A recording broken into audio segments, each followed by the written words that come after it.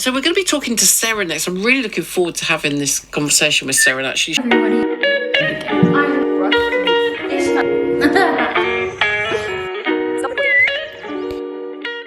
Hey everybody, welcome back to my channel. If you're new here, my name's Sarah and I have Tourettes syndrome and I'm blind. And this morning I went on BBC Radio Gloucestershire with Anna King and I haven't listened back to it yet, so I figured I would do it with you guys and add in everything that I forgot to mention. I hope you're all holding up in the heat if you are UK based, and let's get started. Right, so we're going to be talking to Sarah next. I'm really looking forward to having this conversation with Sarah, actually. She's at the University of Gloucestershire. She's a journalism student, and she's also become one of the faces of a new social media campaign to dispel myths about Tourettes syndrome. So 19-year-old Sarah joining me next. Now then, I'm really looking forward to speaking to Sarah now. Sarah is a journalism student from the University of Gloucestershire, and she's to become one of the faces of a new social media campaign to dispel, it says, myths around Tourette's syndrome. Sarah J is 19, she's from Cheltenham, and she has vocal and physical tics, as they're called, and she'll be creating TikTok films for the Tourette's Action charity, and she's with me now. Hello, good morning. Hi. So how did this come about then? How did they approach you? So I had been sort of involved with Tourette's Action for various other things, just sharing things around. I'd been to a few of their events, and I just got emailed and asked if I'd like to do this project. So I was like, yeah, absolutely. Was it that easy a decision for you? Yeah, I love them as a charity, so I was more than happy to help. So sort of spinning back, if we may, to sort of when did you get a diagnosis then, Sarah? You know, how did it come about? So, I mean, I've had tics since I was 5. There were only a few of them, and it wasn't until about during my GCSEs, when I was about 15 or 16, that I was diagnosed with a motor tic disorder, but that actually turned out to be a misdiagnosis. And they didn't actually tell me about it until after I'd done my GCSEs, and even then I found out through a letter, so it wasn't great. Diagnosed with Tourette's syndrome on the 2nd of December 2020. So. Oh, very vividly in your memory. Yes, definitely. And was that, obviously it's a huge diagnosis to have, but was that something that stood in your diary, you know, in your head, because it was at least a diagnosis and you knew now what was going on? Yeah, so it was a bit of both for me. So there was a bit of grieving to go on there, really, then? Yeah, definitely. But I think after getting it, you sort of accept it and then you move on and start doing other things, and it definitely it explained a lot that was going on. So. You don't just move on because you want to, though. You move on because you have to. And there is no support for Tourette's syndrome after you've been diagnosed. There are no pathways to go down, nothing like that. You're basically diagnosed, discharged, you're on your own. So, if you don't mind me, at any point you can say I don't want to talk about this, and I totally understand. But you know, some of your tics, as you say, are sort of more just a movement thing. I say just a movement, but I'm sure actually it gets quite tiring, doesn't it? If that's a movement that. Yes, so tics can be categorised in motor and vocal, and I forgot to mention this in here. So motor is the movements and vocal is the sounds. Under stress gets worse. Is it tiring? Yeah, it's exhausting. I'm constantly moving, and something that I don't think people realised, I made a video about it yesterday, is that especially in the heat, because I'm constantly moving, I get very, very warm. So a lot of people really struggle with Tourette's syndrome in the heat. Oh, bloody hell, it's really warm today, and I'm like, oh, I need a fan on me at all times. But also it is exhausting in the sense that because I'm moving all the time, my muscles never really get a break. I have a tic in pretty much every muscle group, so you're obviously that gets really achy and quite painful. Never thought about that. So you just get hot and bothered, even more hot and bothered. Yeah. Wow. And then you've got sort of sounds that you make, and is that something then that has always been there, or has that sort of developed over time? So my first 2 tics were motor tics, which are the movements, and I don't think it was until maybe high school that I developed vocal tics. So my first vocal tic was like a haha kind of noise, People just thought I was laughing. And people didn't really notice it either, and I can't quite pinpoint when that started. It was either the end of middle school or the start of high school. But I didn't know that that was a vocal tic at the time, because I didn't know what Tourette's was. But you have to have both motor tics and vocal tics to be diagnosed with Tourette's syndrome. So you have to have one or more vocal tic, the sounds, and two or more motor tics with the movements, and then you also have to have had it for 2 years? No, that's not right. You have to have had those tics for 12 months, and they can't be caused by any other condition. I never thought about school. God, tell me about school and that experience. So primary school wasn't too bad. My tics were visible to people who knew me really well. So I had one tic in my leg, and I didn't realise that my other tic was a tic until looking back on it now. So my very first tic was curling up my toes inside my shoes, and then my second tic was tensing the muscles at the top of my leg, which was quite violent. It was visible to people who were close to me. Penis. And my classmates knew about my tics. I used to call them my twitches before I knew what they were, and I was told I'd grow out of it, so we just sort of ignored it. So we were actually told to ignore it by the doctors. They said that if you ignore it, it will probably go away, which I do understand the logic behind that, because when you bring attention to Tourette's, it gets worse. But also, I would have maybe liked to have talked about it a bit more. You don't get much support for that kind of stuff. It's like, oh yeah, you're twitching, get over it, basically. And then I wasn't in much of middle school due to other medical conditions. But then high school, it was a struggle, to say the least. I mean, I wasn't diagnosed during my GCSEs, so I had no accommodations whatsoever. Wow. I had to sit in the main exam hall with everybody else. And my surname starts with an A, so I was always at the very front, in the very top left corner. This caused so many problems, because I know for a fact that if I had been diagnosed, and if I had just stopped trying to hide my tics when I was in high school, nobody would have cared at all. Like, I actually had a really good year group, and now I know that nobody would have cared, but back then it's like, oh my god, it's the end of the world, like, everybody's going to think I'm weird and everybody's going to hate me, kind of thing. And just sitting in front of everyone and having everyone behind you. But ultimately, that was not fair on me or them to have us all in the exam hall together. And I don't hold anything against my teachers for that, because they couldn't do anything if I didn't have a diagnosis. So yes, my head of year, luckily, managed to move me, so I was at the very back. We love her. I was the very last person in, the very first person out, but that was all they could do for me because I didn't have a diagnosis. Gosh, so getting that diagnosis is huge for people, and depending on their age, that is another thing to consider then, isn't it? So people had gathered at school then, they had realised that you might have not had the diagnosis, but they realised that this was a real struggle for you. I think I actually did such a good job of hiding it. I don't actually know about that. I haven't spoken to anybody about it since. I know that my close friends at the time did know about my twitches, as I called them, but I'd be really curious to know if other people noticed them, because I tried so hard to hide it. I wonder if people could still tell. That, I think my close friends and my teachers definitely knew.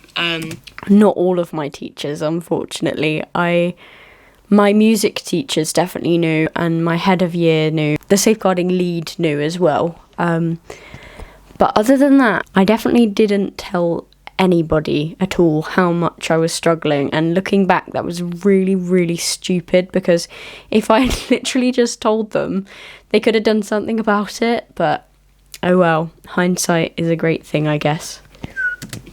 But I think if you were to ask someone just in one of my classes or something like that, they wouldn't realise. I mean, I think maybe now they look back at it, they might go, oh, that's what she was doing. But I think it was something that was just sort of in the background. They didn't really notice.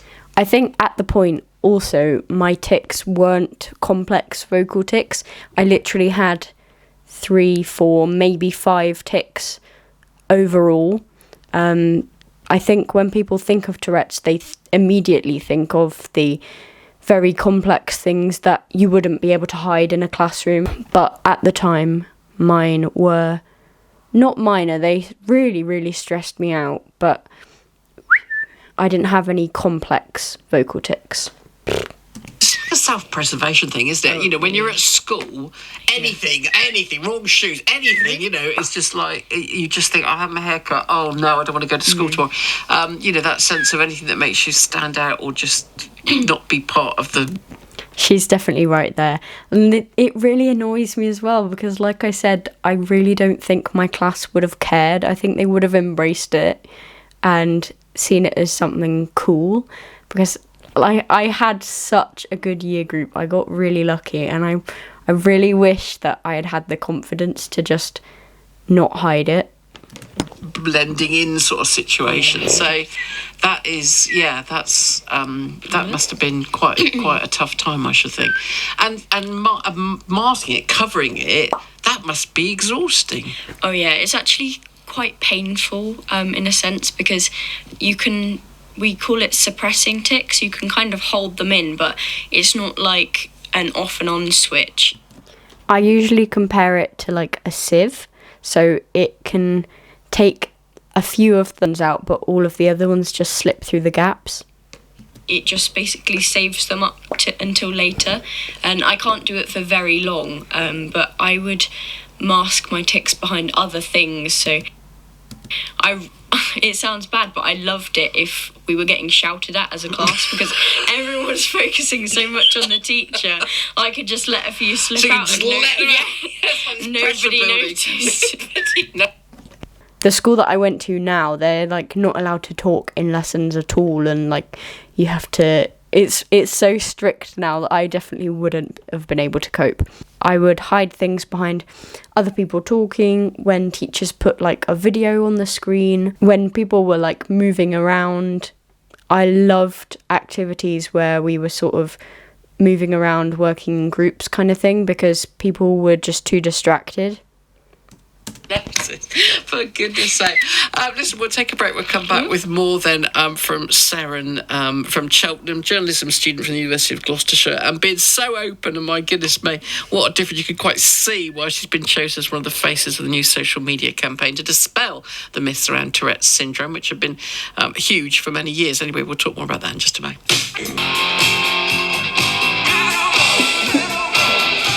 Joan Armour trading and drop the pilot, or like me, just drop everything because I am the clumsiest person in the room. There is Seren here with me today. It was actually really interesting to hear how fast she was pushing and pulling the sliders, so it would turn the music up and her mic down, and it was mad. Like there is Seren here with me. So coming back, Seren, to you then, this experience that was sort of overwhelming. I do feel, and please correct me if I'm wrong, I do feel there's more understanding now than there was, I don't know, even 5 years ago, certainly 10 years ago. I remember a documentary from 25 years ago, and it was all focused on swearing. There was kind of almost a jokiness about it. There was no sense that this was a condition that was, a medical condition that you couldn't do anything about. So I feel things have moved on, but I mean, how do you feel about it? I think they definitely have in some ways. They haven't in others, but there's definitely been a lot that's come out about it. And I was really struggling here. One thing I find is that my tics really cut off my train of thought, and also my thoughts go too fast for my mouth as well. So like my brain's at 100 miles an hour, and then you put my tics in the way and I just totally forget what I was saying. I think social media has really helped people who wouldn't really access that kind of stuff before have managed to find it on their For You pages and things. So I think there's a lot more understanding now. Yeah, because although, yes, there is an Okay, that wasn't as bad as I remember it being. issue with some people struggling with swearing, is actually a very small amount, isn't it, of Tourette's syndrome? Yeah, so it's only 10 to 15%. Is it? And it's called coprolalia, which is socially inappropriate tics. And yeah, it's really not very many people at all. I mean, I do struggle with it, but it's definitely a massive stereotype. Yeah, and something else just to to get cleared up, that it is quite unusual, fairly rare within the community to have that kind of. It's actually more common for people with Tourette's to just have a few simple tics. I think a lot of people with Tourette's you wouldn't even know had it. So the minimum you can have is obviously 1 or more vocal tic and 2 or more motor tic. It literally could be like shrugging your shoulders, scrunching your nose, and like clearing your throat, and that can be somebody's Tourette's. And it doesn't mean that they don't struggle as much, but Tourette's is so sensationalized that people think that it's this really complex thing, and although that is the case for some of us, it's not the case for everybody. Growing up, most of my tics were just little ones that other people wouldn't really notice, but I still had Tourette's syndrome, and that's the key difference, is that even though the most severe cases are the ones that get the representation and get the spotlight in the media, doesn't mean that there aren't other people. Tourette's. So, I wonder what you think about Lewis Capaldi, because you're smiling. I love the man, I love his music, but that moment when he said, "Look, this is what I've got," and clearly, if anybody's seen, I'm sure lots of people will, the documentary that's on Netflix, I didn't even realise I'd done that tic. Oh my god. There is actually quite a lot of swearing in that, but I think that's just Lewis. I don't think that's anything to do with anything else, that's just Lewis. But it's fascinating because it talks about his experience of doing his new album, but also how Tourette's has affected him and how much more it can affect him when he's touring, and I guess the pressure and stuff. The wonderful thing about the fans just sort of taking up and singing when he can't sing. How do you feel about somebody that's so high profile like that? I think it's amazing, and I think he's amazing, and a lot of us really look up to him because he's Lewis Capaldi. He's not, that artist with Tourette's. He's Lewis Capaldi, and he also happens to have Tourette's, and I think that's a really good thing for people who haven't come across it before. So there you are as a journalism student. What's your plan? What would you like to do? Do you want? I mean, obviously you want to be in journalism, do you? Yeah. I mean, my aim is to go into children's TV, hopefully, but that's another thing that Tourette's actually really impacts, because I don't know whether people are going to want to hire someone with Tourette's to work on children's television. This is actually something that makes me really nervous, because something that I've always been obsessed with is Blue Peter, and I've had it in the back of my mind that actually no, someone like me would never get onto Blue Peter because I swear. And the thing is, when I'm distracted, I don't tic as much. They're still visible nowadays. It's not like when I was younger, but they're tics that wouldn't really bother anyone. I volunteer with a lot of girl guiding units, and none of them actually care at all. And I find that when I'm with the younger kids, I've never had a problem with swearing. I've had one issue with swearing. It was in a Rainbows meeting, and it just took me completely off guard. But it wasn't even near any of the girls. It was actually near one of the leaders' kids. So I did get told off for that, but I had no way of explaining it because I didn't know what Tourette's was at that time. So yeah, actually, that would have been my very first complex vocal tic, actually. I can't even remember what it was, but it didn't quite make sense in context. But because it was a kid, she was like, "Oh my god, this girl just swore." So the other leader didn't like me after that, which was really frustrating because I would never swear in a Rainbows unit, and I just had no way of explaining it.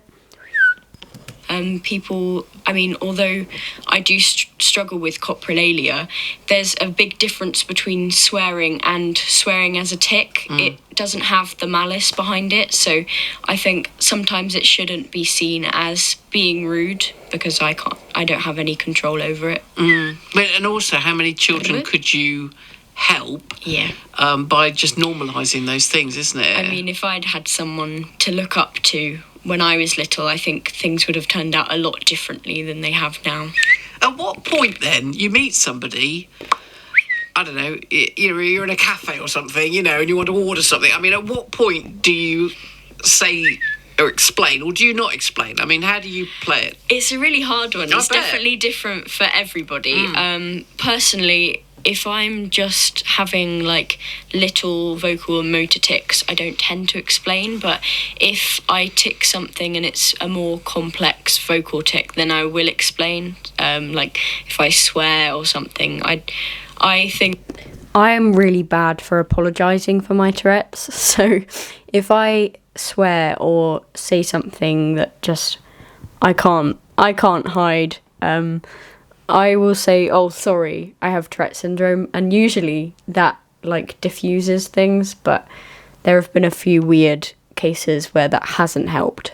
I think that I would feel really bad if I didn't, in case they thought I was swearing at them or something like that. So. And has the reaction been positive when you've had those conversations? Yeah, mostly. I think there have been a few weird occasions, like I've been followed around shops and things. Oh, okay. But other than that, it's been all right. And dating, I guess, that's another thing where, it's like, it's going to come up at some point, but, at what point do we talk about all these different parts of our lives when you're starting to date somebody? It's definitely a weird one. It's like, you don't want that to be everything you talk about, or like, you don't want it to be your whole personality, but also you kind of need to warn people. Yeah, you don't want to be that's the reason you're drawn to me, but on the other hand, I can see these conversations. But this is all of these things and more are the kind of things that you're going to be doing in the new social media campaign, aren't you? So you're going to be creating TikTok films for the Tourettes Action charity, and so many people are going to be seeing these. Yeah, I really hope so. I mean, we've been making them since the start of Tourette's Awareness Month. That finishes on the 15th of June. And I think the Tourette's Action TikTok account is almost at 10,000 followers now, which is amazing. We have to get it to 10,000. I will put it in the description and I'll tag them. But please. Yeah. Brilliant. Well, thank you so much for coming in today. What a lovely woman you are, and I really wish you well. I totally can see what the value for you, but also the value for anybody who takes you on board for children's TV. I mean, I think that'd be great. So good luck, and I shall be watching to see what the future holds for you. Sarah J then from Cheltenham, she's 19 now and doing great guns then, not only with her own experience of Tourette's syndrome, but also explaining it to lots of other people, through these TikTok films that she's going to be part of Tourette's Action charity. You can find out more at tourettes-action.org.uk. That's tourettes-action.org.uk, and of course all over social media as well. Anna King, BBC Radio Gloucestershire. Yes! Oh my god, that actually wasn't as bad as I thought it was going to be. I very distinctly remember having lots of gaps, and I say a lot. That's something I really need to work on, but not even sure how. Tits. Because, like I said, Tourette's just makes me forget what I'm saying so often that sometimes I just have to ramble until I remember what the question was. So that was really not that bad. And Anna King was so lovely. Actually, everyone there was so lovely. If anyone from there sees this, then thank you so much for having me on. So yeah, that was pretty much it, but I will link Tourette's Action in the description. You definitely have to go and follow them. Make sure to leave a comment or like and subscribe if you want to see more content like this. Let me know if you heard it or you've seen any of my things on TV recently. It's been very cool. I think the next one to come out is ITV. Peas. ITV West Country. But I will share that with you guys when it comes out. Tit, tit, tit. I will link all of my social media in the description, as well as, obviously, I will say again, Tourette's Action. Make sure to follow me on Instagram, Twitter and TikTok. And yeah, thank you so much for watching. Bye!